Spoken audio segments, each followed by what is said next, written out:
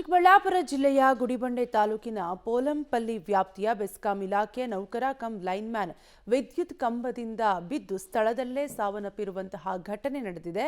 ಈ ವಿಚಾರ ಯಾರಿಗೂ ಗೊತ್ತಾಗಬಾರದೆಂದು ಲೈನ್ಮ್ಯಾನ್ ಚಂದ್ರಕುಮಾರ್ ರವಿಯ ಮೃತದೇಹವನ್ನು ಬಂದರ್ಲಹಳ್ಳಿ ಕೆರೆಯಲ್ಲಿ ಹೂತು ಹಾಕಿದ್ದಾರೆ.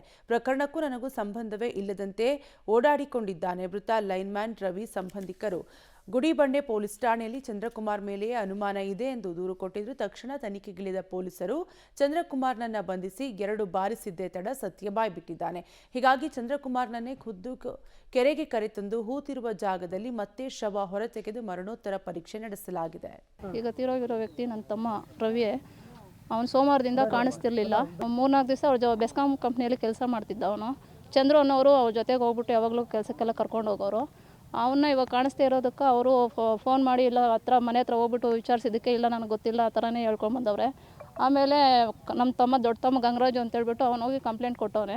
ಕಂಪ್ಲೇಂಟ್ ಕೊಟ್ಟೋದನ್ನು ಅವ್ರು ಚಂದ್ರು ಅವ್ರನ್ನ ಕರ್ಕೊಂಡೋಗಿ ಪೊಲೀಸ್ ಸ್ಟೇಷನಲ್ಲಿ ಎಂಕ್ವೈರಿ ಮಾಡಿದಾಗ ಈ ಥರ ಎಲ್ಲ ಆಗೈತೆ ಅಂತೇಳ್ಬಿಟ್ಟು ಇಲ್ಲಿ ಸ್ಪಾಟಿಗೆ ಬಂದು ಸಾಯಿಸಿರೋದು ಮತ್ತು ಈ ಥರ ಎಲ್ಲ ತೋರಿಸವ್ರೆ. ಈಗ ಬಂದು ಇಲ್ಲಿ ಬಂದುಬಿಟ್ಟು ನಮ್ಮ Chikkaballapur district Gudibande police station ಲಿಮಿಟ್ಸಲ್ಲಿ ನಾವು ನಿನ್ನೆ ರಾತ್ರಿ ಒಂದು murder case with atrocity register ಮಾಡಿದ್ದೀವಿ.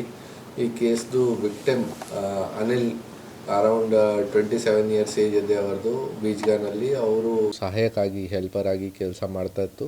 ಇಟ್ ಈಸ್ ಇನ್ಫಾರ್ಮಲ್ ಥರ ಇದೆ.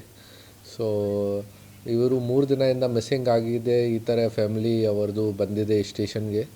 तो ನಾವು ವಿಚಾರಣೆ ಮಾಡಿದ್ದೀವಿ. तो ಫ್ಯಾಮಿಲಿ ಅವರು ಎಲ್ಲ ತಿಳಿಸಿದ್ದಾರೆ ಕಿ ಬೆಸ್ಕಾಂ ಲೈನ್ಮನ್ ಚಂದ್ರಕುಮಾರ್ ಜೊತೆಗೆ ಅವರು